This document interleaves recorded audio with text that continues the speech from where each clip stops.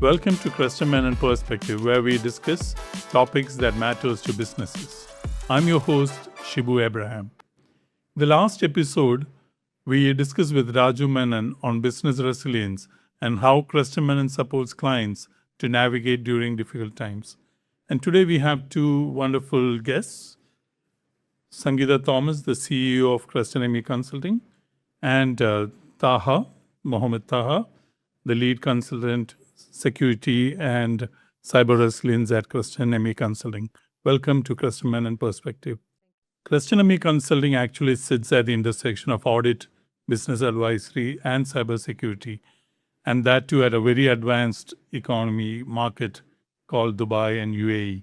For the listeners who associate Kreston's name along with audit and tax, how do you think this financial background, advisory background, can add value to technology and cybersecurity consulting for the firms which work with you guys?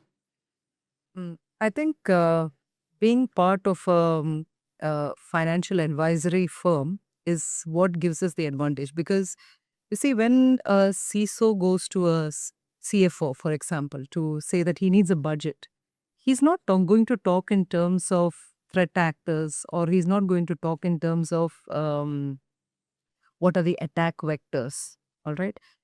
When you talk from a pure technology firm's perspective, they talk in terms of a tool or a platform. Okay.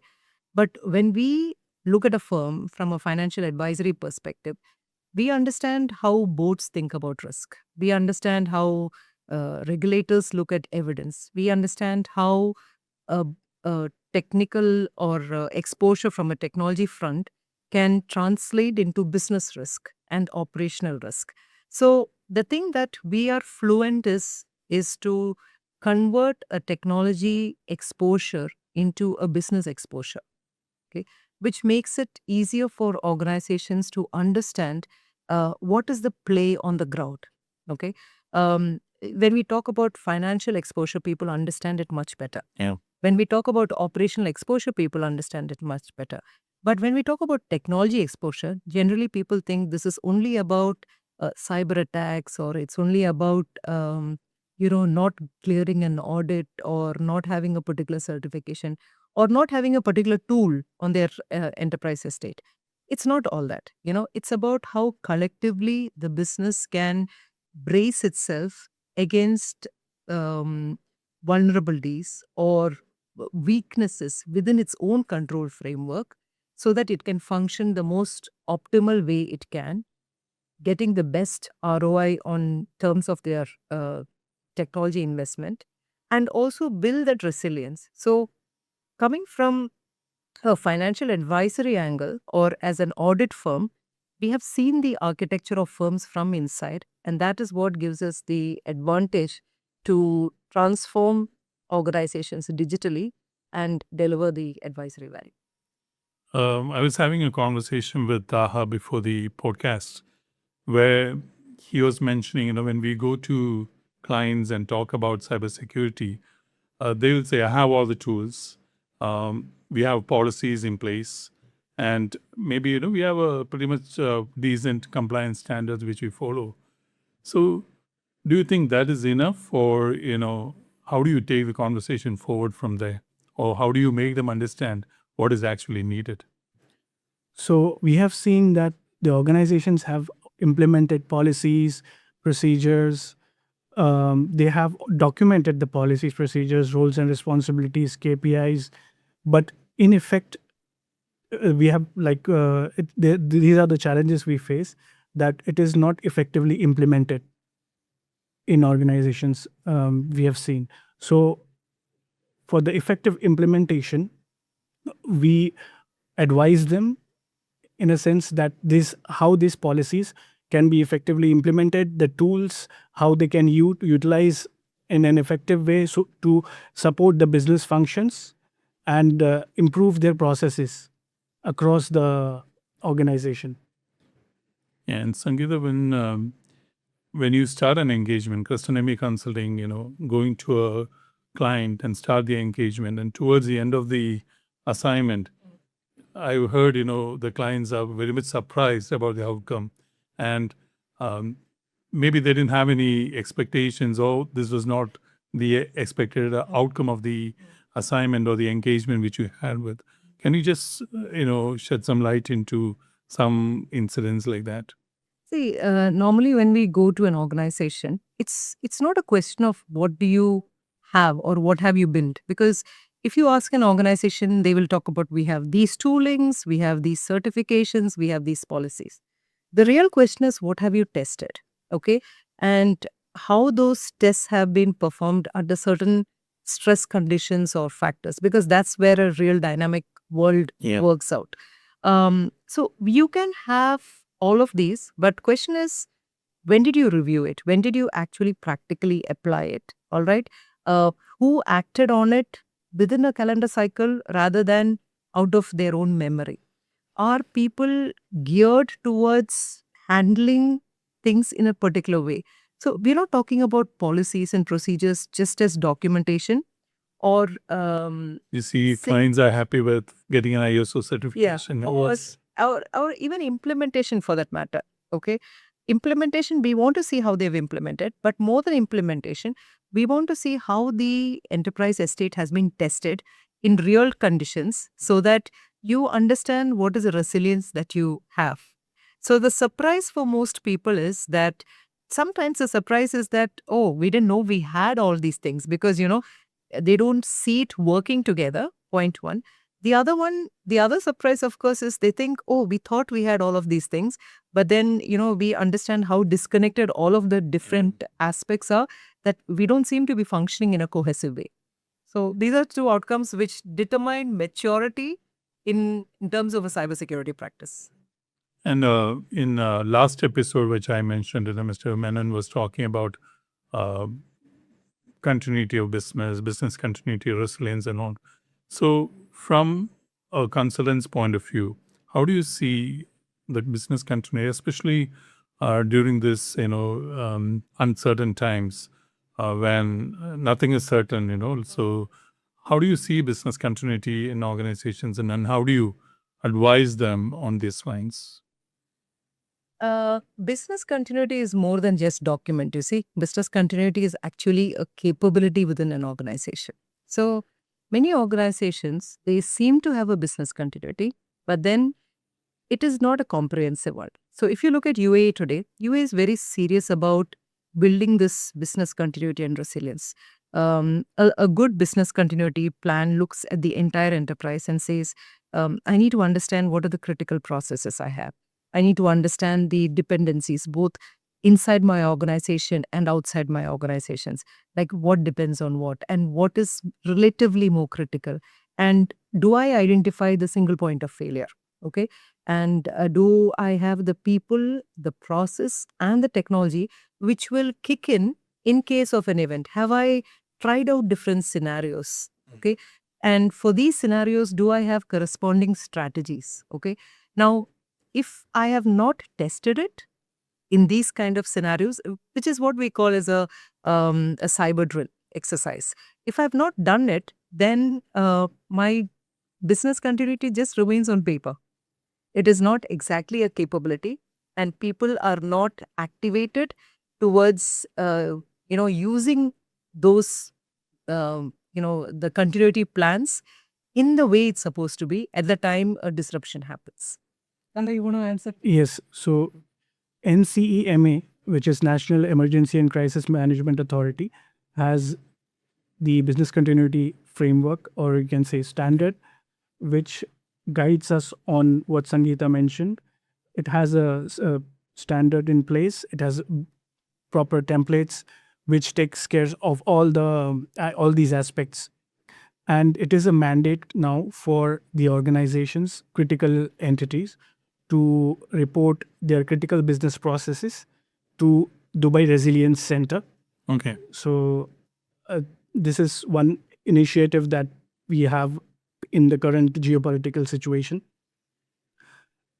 And I agree with her on the implementation aspects as well. So we have seen on ground how the business continuity the practice is implemented, and mostly it is documentation. When it comes to the practical implementation, the organizations lack in that area. So the second point she mentioned, which I completely agree, that the BCMS should be tested. If it is not tested, then we would not know how effective it is for organizations. Say, for example, you can talk of a disruption like a fire, okay, which most organizations are aware of. Yeah. Now, when a fire breaks out and there's a fire alarm ringing, who declares it as an emergency? First question. Everybody knows it's a fire alarm, but there has to be somebody who takes charge, right? And then how do people evacuate? Where do they assemble? What do they do? So a fire drill basically prepares you to save human lives in the event of a fire. The question is, We see these exit boards and we are asked to. and you go to an assembly point and things like that. But the question is, when every department is using technology, and we are talking about business continuity where we are dependent upon systems, okay, has your organization actually thought about when I have a disruption? For example, it could be a ransomware attack. It could be something similar to the situation which we are going through right now.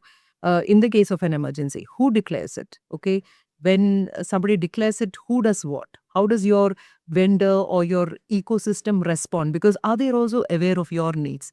How do they come back? And then how do you do this out of band communications when your primary systems are down? So because you're preparing for abnormal circumstances, abnormal situations.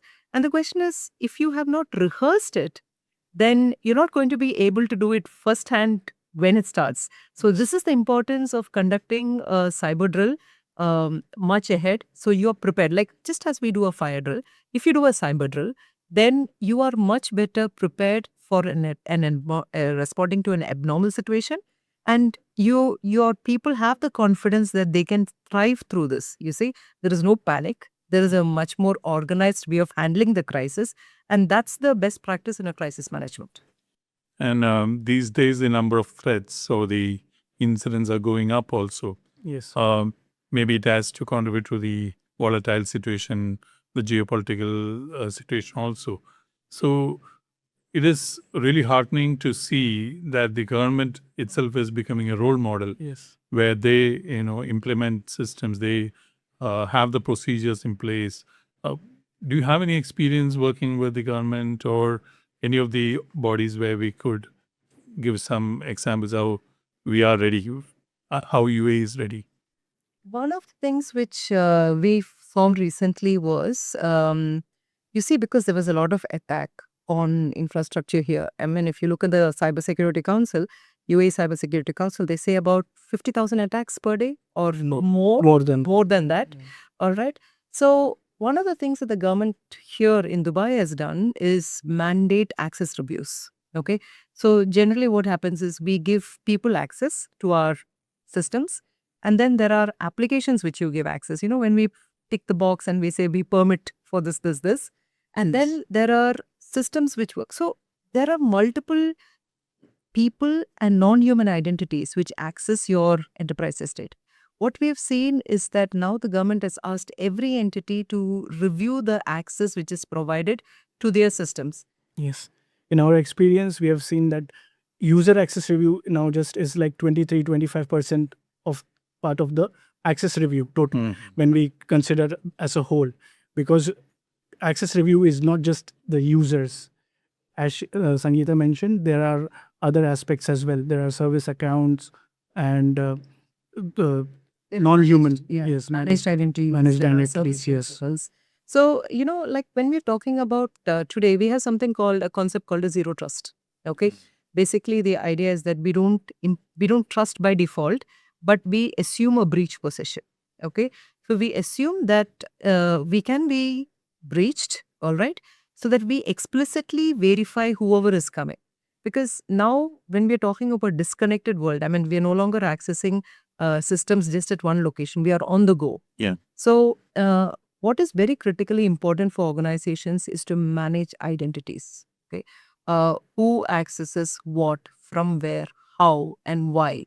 So if you don't answer those kind of questions, then you won't be able to define how access is provisioned to the business resources. So I think one of the things which we have done is we have done a access review audit across. Yes.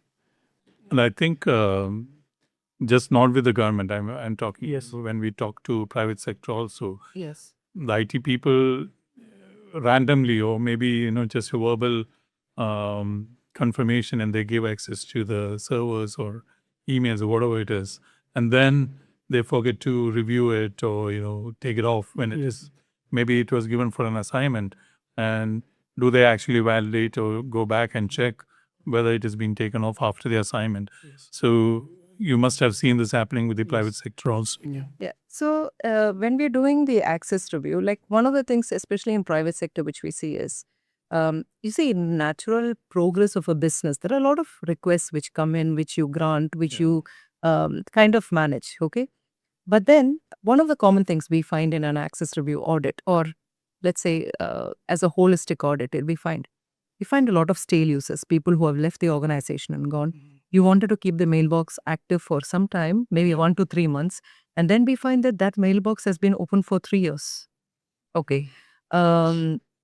Sometimes we find that they have given consent to third-party applications. Okay, like you subscribe to a SaaS service, let's say an online CRM service, and then after 1 year you stopped.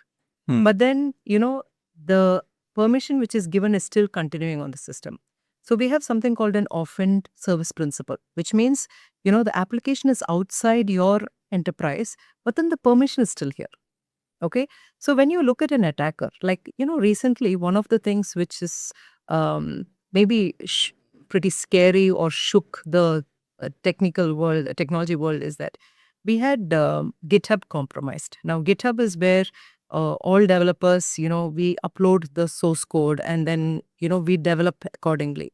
There are a lot of open source software which we get. And in the development world, what happens is that we try different software from different people. Now, we are told that it was compromised. The person has put it up for sale on the dark web. He claims it's much more, but then we do have few vendors who have been coming in the last 2-3 days admitting that yes, their repositories were compromised. Now, why would that matter?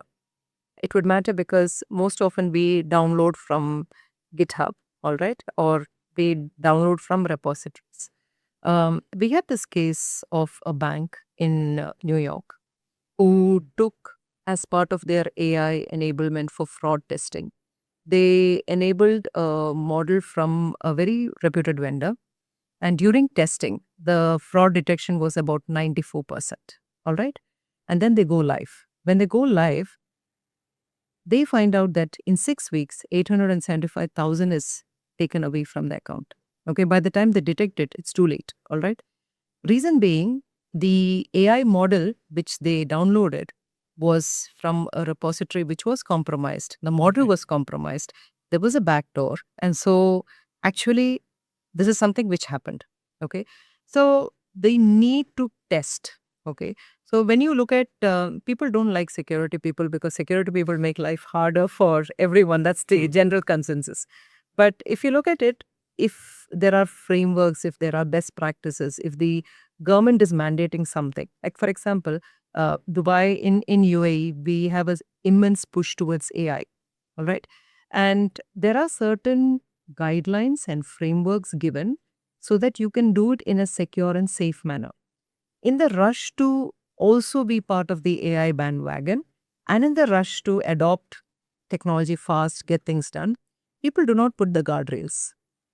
Okay, so when you don't put the guardrails, what happens is you stand to lose more in the long run than when you go in a more structured way. Yeah. So we have been working with organizations, like we recently worked with an organization to put their AI security policy. We put their AI governance framework. How do they validate a vendor when a vendor comes with an AI capability? And how do you manage your risk on an AI solution? So we've been doing these kind of work. And it's very interesting because, normal organizations are not very knowledgeable or conversant with what are the different requirements, or let's say there's something at the federal level, there's something at the emirate level, there is something at the regulator level, which organizations are not really familiar with. But when we go in, we basically come in as an advisor who brings together all of these requirements, puts a practical framework within which they can execute their AI enablement. So